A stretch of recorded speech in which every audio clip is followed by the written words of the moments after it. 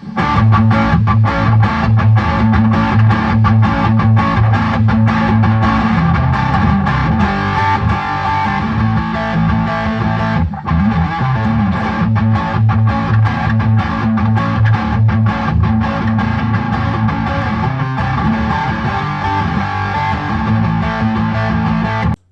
one of the things that no doubt would have influenced Anthony Albanese to finally call a royal commission into anti-Semitism were calls from some of the nation's most distinguished former security experts, chief among them Peter Jennings, who joins me now. Peter, thanks for coming on the program, especially this afternoon. What was your reaction to the Prime Minister's announcement today? Well, I'm pleased that he did it, James. It was the mother of all U-turns, but I think he knew that he had to. And so now the issue is going to come down to how well Justice Virginia Bell is able to run this, because I have no doubt that over the life of the Royal Commission, the government is going to continue to try and spin its way out of any sense of culpability for what's happened in Australia over the last couple of years. So the things that I noted, just to follow up with your editorial, no mention of Islamist extremism, but there is a dot point that talks about extremism. So the Royal Commissioner will have the opportunity to investigate that area. That's an interesting point. Albanese will not, as far as it depends on him, call out Islamist extremism. And this is the whole problem, not just in Australia, across the world. Absolutely no mention, by the way, in the terms of reference about investigating government decision-making.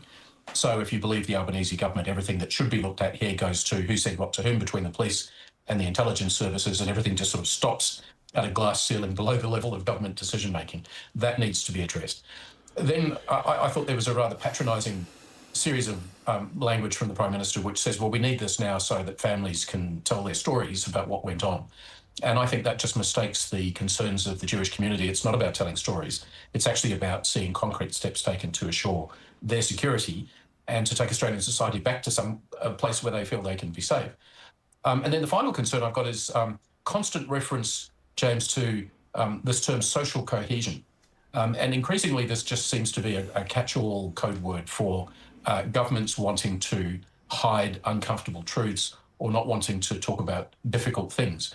So if you want to talk about the rise of Islamist extremism, that threatens social cohesion. No, it doesn't. We need to have a forensic look at that issue, just as we need to have a forensic look at the quality of government decision-making over the last few years. So to sum up, it's good that there's a Royal Commission. There's a lot of work in front of the Commissioner now to do this in a way which will demonstrate that she's going to be forensic and completely independent of a government instinct to spin. And I thought the brazenness of the Prime Minister in having vigorously fought against this for weeks to now turn around and say, well, it was really just a listening exercise. And, you know, now he's ready to make his decision. It was one of the more stunningly brazen exercises in political spin that I've seen.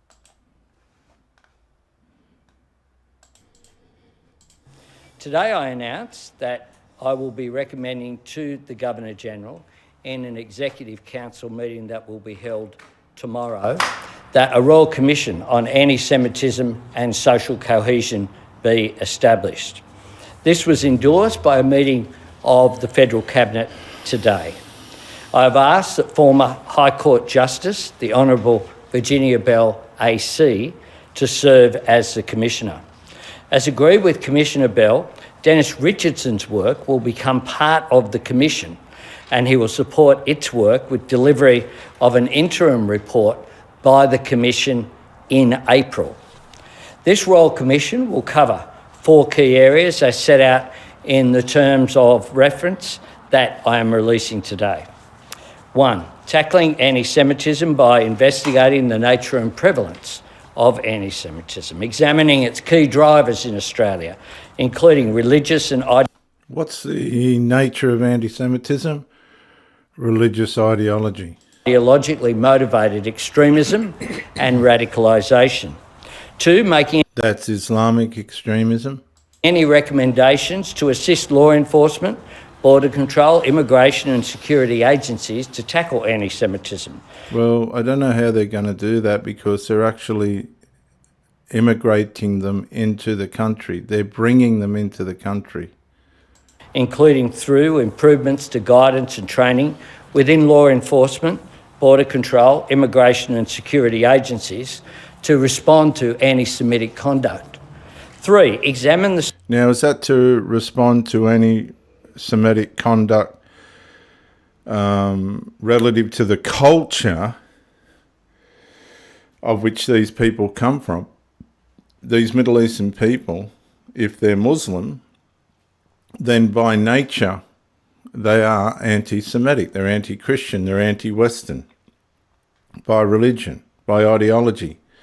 Now, you can argue that Muslims are peaceful and all this, that's fine, but the Quran and the Hadith and the other writings are not, and Muhammad was not.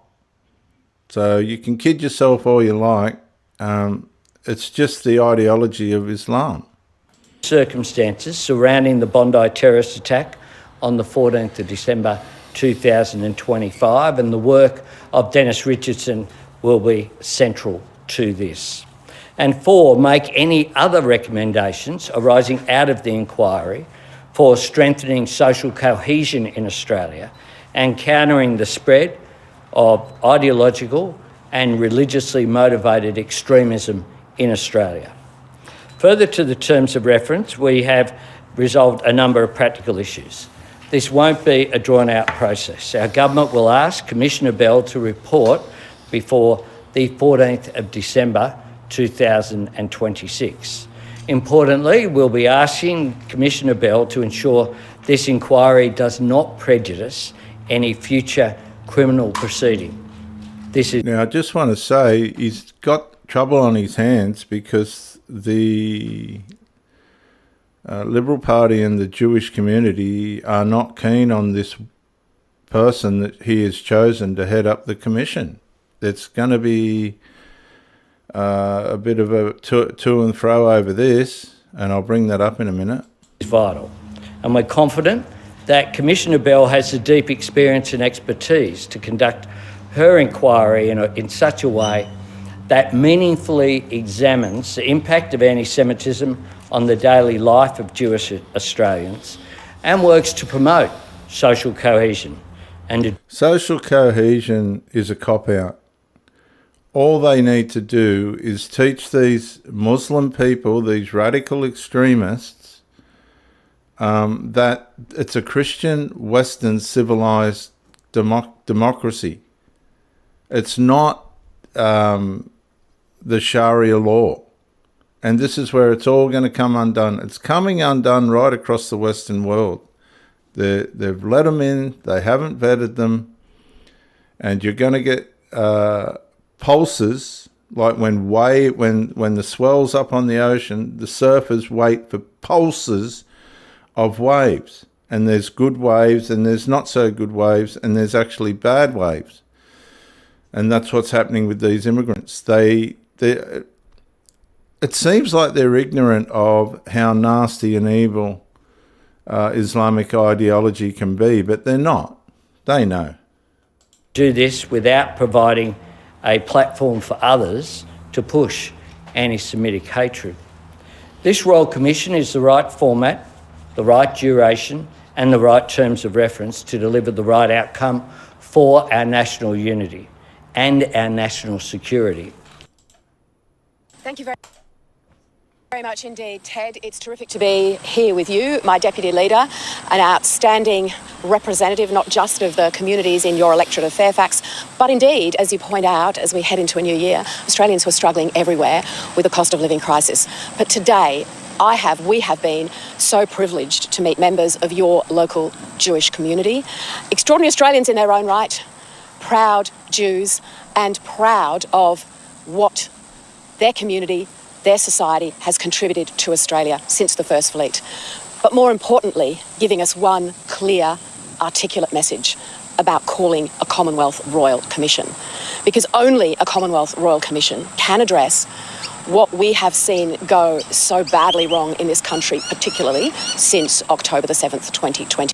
Which is radical Islamic jihadism. Islamic Muslim Middle Eastern driven hatred towards the Jews. They won't, well, I think she does say this later. Now, there is unity, a across Australia in calling for this Commonwealth Royal Commission.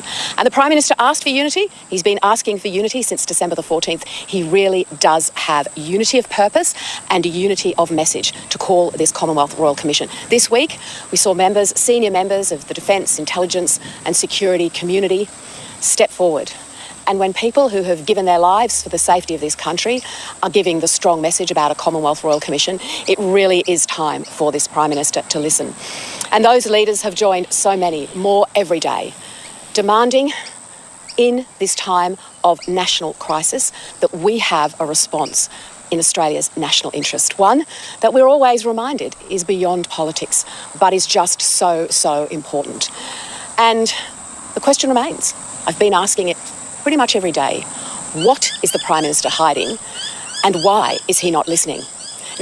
So this was the morning before the afternoon in which he called the Royal Commission. He had to do it. So I just want you to see what she's saying. That's the context here. You've seen the reports that he's going to backflip. He's going to announce a Commonwealth Royal Commission. He's working out some other arrangements. Enough. Stand up today, Prime Minister. Call this Commonwealth Royal Commission. And we have set 3 important tests, and we expect to see them met. This Royal Commission has to be in close consultation with the Jewish community, who were the victims of this terror attack, along with...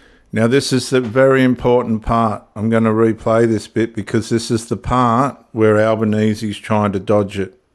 This is the part he's trying to miss. This Royal Commission has to be in close consultation with the Jewish community, who were the victims of this terror attack, along with every fair-minded Australian. Yep. The close consultation has been missing, but it needs to start with respect to the Royal Commission. The Royal Commission has to deliver accountability of the executive.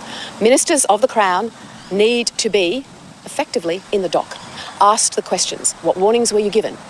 What were you told?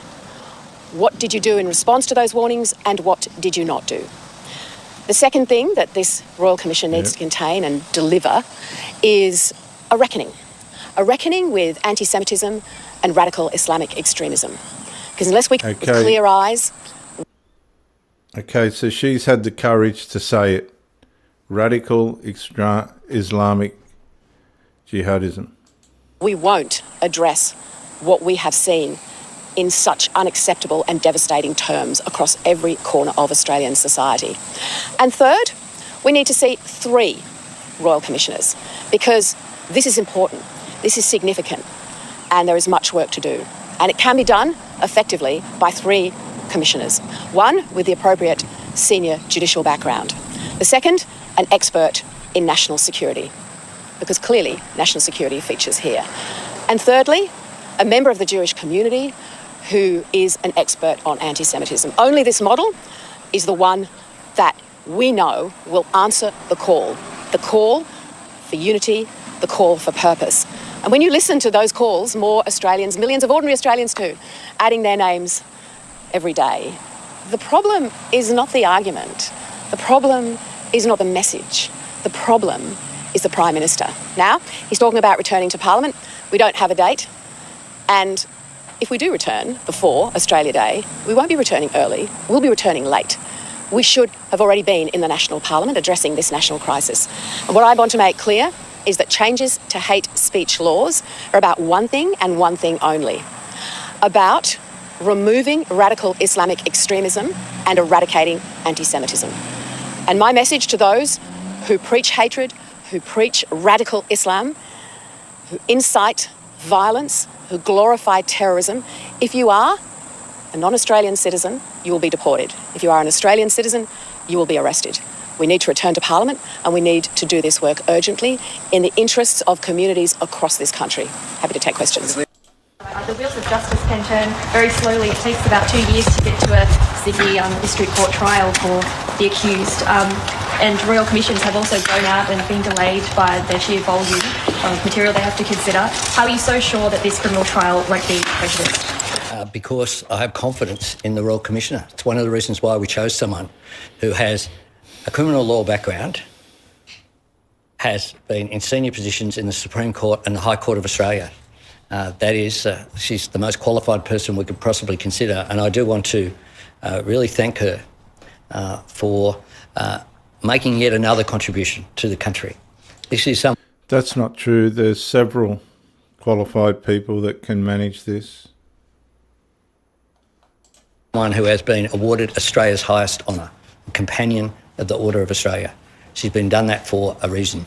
She is widely respected, and I think that she will do an excellent job here and then here. Do you have any regrets about the way that you and other members of your government pushed back against some of those initial calls for a Royal Commission? We've engaged respectfully with people, and we've made sure, I think, that we've done this in a way which has got it right.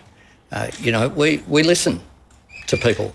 I think that's what people... That's a lie. He didn't listen. He stalled, he dodged, he weaved, and the pressure has forced him into this corner. He's a bit of a liar, Albanese, but aren't most of them. Well, as I said, the big news this afternoon, Anthony Albanese announcing there will be a Royal Commission into the Bondi terror attack. Of course, now a new argument will unfold over who's heading the commission and whether she is appropriate, and of course, whether we like the terms of reference. Interestingly, earlier today, the secretary of the Lebanese Muslim Association insisted that a Royal Commission should not only examine anti-Semitism, but Islamophobia, and indeed all forms of minority discrimination. This is the ridiculousness of the Muslims, and this is the new way of trying to shut down the attempt to make transparent the inability of Islamic culture, idealism, its inability to be able to integrate into Western society. Discrimination. Anyway, here to discuss this and other news of the day, Sky News contributor Carolee Castambanis and broadcaster and producer of the hit podcast The Boy in the Goldmine, Dee Dunlevy. Ladies, welcome to the program. Dee, to you first. In announcing the Royal Commission this afternoon, the Prime Minister said he had listened to Australians. How much credence did you give that? Because it strikes me if he had listened from the beginning, maybe we wouldn't be needing a Royal Commission at all. Well, I think you're absolutely right, James. If he'd been listening after the October 7 attacks to what was being chanted on the steps of the Sydney Opera House, then he would have known from that point that there was this rise in anti-Semitism. If he'd driven past any Jewish school where children are having to go to and from school with guards at the entrance to the facilities, if he'd taken notice of the news of firebombings of synagogues, then he would have known well ahead of this. Look, let's be honest, he did not want to have this Royal Commission. And this spin that we're hearing today, that he's been listening, well, he has been, because he's seen that list of eminent Australians, of people of the highest moral character around the country, calling for this Royal Commission to happen. And then, as you mentioned a moment ago, the polls now telling him that the majority of Australians also want this Royal Commission. He had no choice. And to say that he's just been listening for 25 days is ridiculous. I think he would never have said, we can't hold it because it will platform anti-Semitism or it will take too long. Those were excuses he was putting up because he was trying to stop it from happening. And I'm very pleased that he's finally given in to what the people of Australia actually want. Carolee, the other thing I noticed in Albanese's press conference this afternoon was that when he was asked by journalists, why has it taken so long? Why have you spent weeks on this and didn't decide earlier? He would quickly talk about how I sat down with a rabbi and I sat in his home on his couch and I cried tears with these people, and he immediately just went to personal stories rather than to give plain answers as to why it's taken so long. It struck me as a pretty political sort of tactic. Did you find his press conference genuine? That was one of the words he said. He said, I've genuinely listened. Or did you find it a press conference conducted very much by a politician? I think the latter with what you've said. I mean, what's he had suddenly a road to Damascus moment? I mean, this is ridiculous. 25 days ago, 15 innocent Australians were gunned down in cold blood on the shores of Bondi Beach as they celebrated the first night of Hanukkah in a community event. So now the Prime Minister, he's trying to gaslight everybody. Didn't he say a couple of weeks ago, it'd be too painful for the Jewish community, it would take years to get the answers, this isn't the way? We've had loads of open letters written by business leaders, politicians, sports stars, Labor politicians, former Labor politicians, even the Human Rights Commissioner. Make no doubt about this. And you know what? Labor is going to try and spin it that, we've got a Prime Minister who's listening. No, he didn't listen. He's never said who these experts were. And you know what? On the 21st of September 2025, He didn't take the advice of experts not to recognise the state of Palestine, which would be seen as a reward for the Hamas terrorists. He didn't take that advice. He's taking the advice of internal Labor polling, and it's not good enough. And no, OK, a Royal Commission is being held. That's a tick. But no, he doesn't get a tick, because in the times when Australians wanted their Prime Minister to stand up, unite the country and lead, if he couldn't reflexively internally on December 14 on that night say we need a Royal Commission, and he's needed 25 days to do it, it's an absolute insult, and he's only playing petty politics as per usual. Absolutely. Didi, the government talked a lot about the need for social cohesion. We all want social cohesion. I don't think they get a special medal because they're particularly fond of it. We all want it. But I mentioned a moment ago the Lebanese Muslim Association's call for the terms of reference for a royal commission prompted by the murder of Jews for being Jews to include Islamophobia. What's your reaction to that, and how do calls like that help social cohesion? Well, they don't. It's a bit rich, isn't it? I mean, it's really galling to hear them come out at this particular time, especially as we know, and this was confirmed by the Australian Federal Police, that the Bondi shooters were motivated by the hateful ideology of the Islamic State. So I don't think that that is a fair thing to be calling for at this time. Their timing is appalling. And can I just add something to what you mentioned, Caroli, a moment ago? The Prime Minister saying that behind the scenes he's been crying with people and stuff. That's all well and good, but he's a public official. And at the time when we needed him to stand up and be our leader and to give us some guidance and to look as though he was dealing with this situation in a strong and decisive way, doing things behind closed doors is not the way to behave.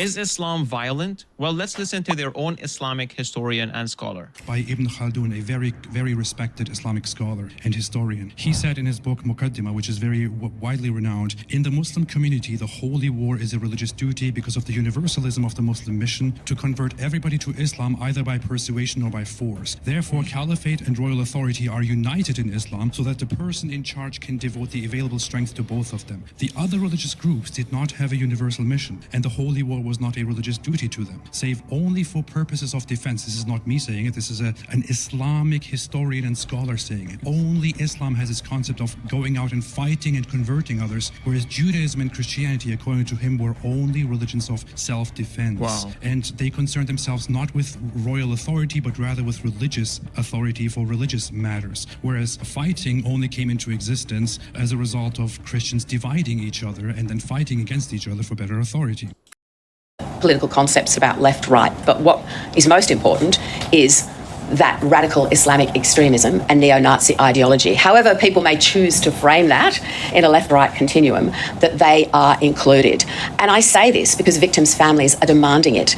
And if you have listened to the Prime Minister and his ministers over the last 3 weeks, they actually haven't confronted the issue of radical Islamic extremism in their language or their intentions. And it is absolutely vital that we do. And I want to remind Australians today of what I and my team have been saying all along, which is that if you practice radical Islamic hatred, if you incite violence, if you glorify terrorism, and you are not an Australian citizen, you will be deported. And if you are an Australian citizen, you will be arrested. Sorry, just to clarify there, within the political spectrum, in your interpretation, are neo-Nazis far-left activists?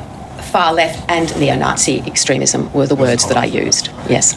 So do you think that terms of reference for a New South Wales Royal Commission could be expanded in a way that ensures that the presence and the accountability of federal entities and federal ministers gets put forward as a potential Well, no, I don't. And this is very clear and a critical distinction between a state-based Royal Commission and a federal Royal Commission. The first and most important point is, why would you not have a federal Royal Commission when anti-Semitism is a national crisis that covers all jurisdictions, all levels of society, and reaches into every corner of this country when you listen to people's lived experience?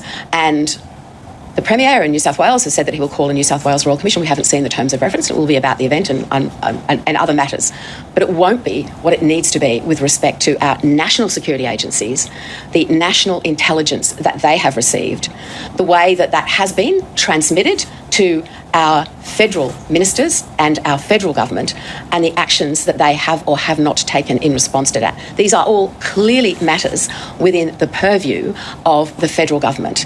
And if we have so many Australians from so many walks of life with so much experience in areas which would demand that their opinions be listened to, who are calling for a Commonwealth Royal Commission, it still does beg the question, why is the Prime Minister not listening?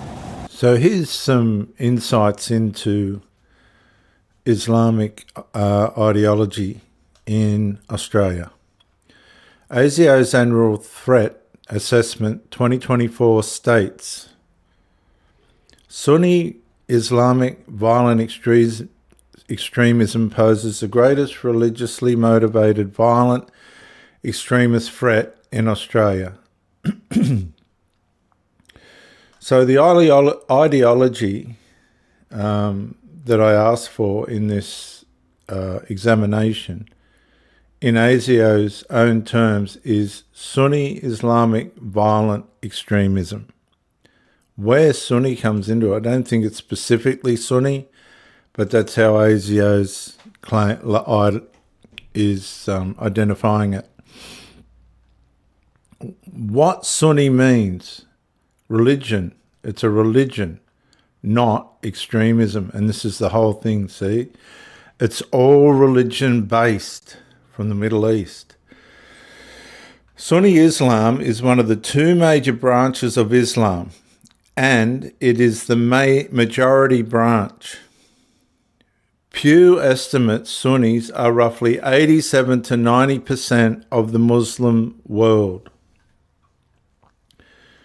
And there's an important distinction